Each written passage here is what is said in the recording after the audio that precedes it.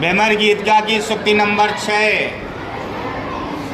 हमारे हरि हारिल की लकड़ी, मन क्रम वचन नंद नंदन उर ये दृढ़ करी पकड़ी। जागत सोवत स्वप्न दिवस निशी, कान कान जकरी। सुनत जोग लागत ऐसो, ज्यों करो ककरी। सो तो बाद हमको ले आए, देख सुनी न करे। यह तो सूरत नहीं ले सौंपो, जिनके मन चकरी।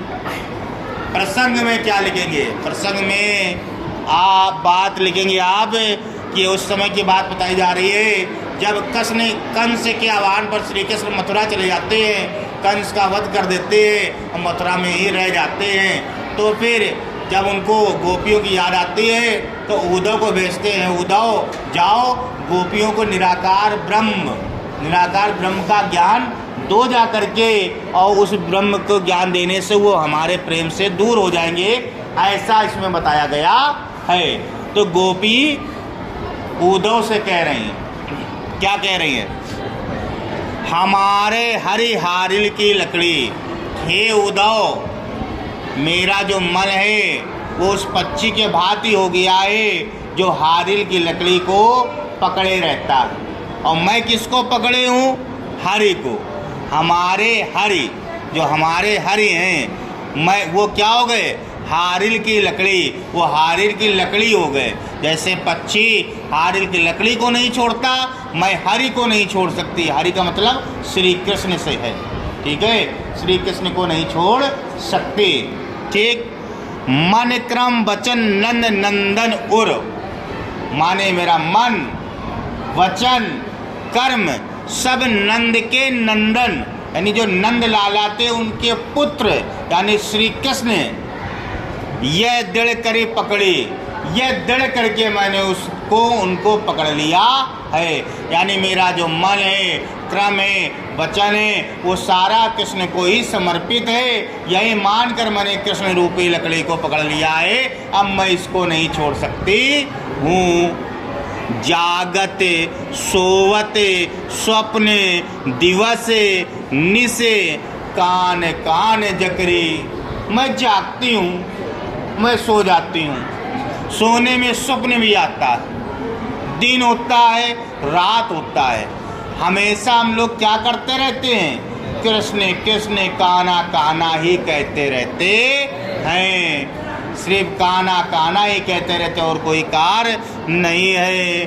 सुनत जोग लागत है ऐसो, ये जो आप जोग रूपी उपदेश दे रहे हो कि जोगी बन जाओ, निराकार हो जाओ, ये सुनते ही हमें ऐसा लगता है जो करोई ककड़ी, जैसे आप कोई कड़वी ककड़ी खाने को दे रहे हो। ये हमको बहुत कड़वा लग रहा है। मैंने ये वाणी सुनी नहीं है आज तक, जो आप हमें ये ज्ञान दे रहे हो मैंने सुना ही नहीं है। जब सुना ही नहीं, देखा नहीं, खाया नहीं, तो वो चीज़ हमें अच्छी भी नहीं लग रही। तो कुल आपका ये जोग रूपी ज्ञान है, मुझे कड़वी ककड़ी की बात लग रही, बड़ा कड़वा लग रहा है। सो तो व्याधि हमको ले आए, देख सुनी न करी। ये तो तुम वैसी बाधा ले आए हो हमारे पास, या वैसा रोग ले आए हो हमारे पास जो ना कभी हमारे हुआ है, ना मैंने कभी सुना है, और ना ही मैंने कभी देखा है।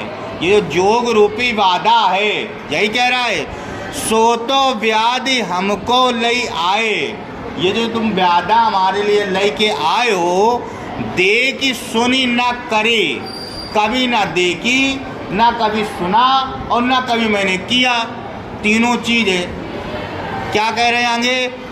यह तो सुरत नहीं ले सौंपो, सूरदास जी कह रहे हैं, गोपियाँ कह रही हैं ये तुम उन्हीं को ले जा कर के सौंप दो जिनके मन चक्री, जिनका मन चक्की के भांति हो, यानी घूमता रहता हो। यानी कभी कृष्ण से प्रेम हो, कभी राम से प्रेम हो, कभी किसी से प्रेम हो, चक्की के भांति घूमता रहे, स्थायी ना हो। हमारा मन स्थायी है, मैंने कृष्ण को पकड़ लिया है, उनको नहीं छोड़ सकते, इसलिए ये ज्ञान मेरे लिए नहीं है। ये ज्ञान आप उनको दो जिनका मन चक्की के बाद चलायमान रहता है।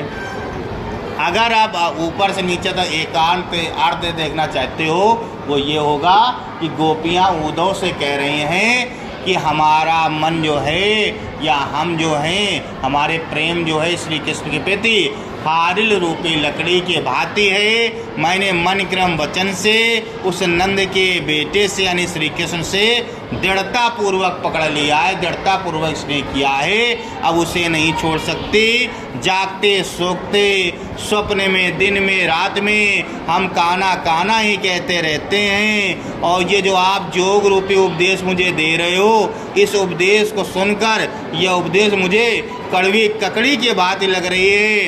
अरे आप तो ऐसी बाधा मेरे लिए ले आए हैं जिसको ना ही मैंने कभी सुना है, ना ही देखा है और ना ही कभी किया है।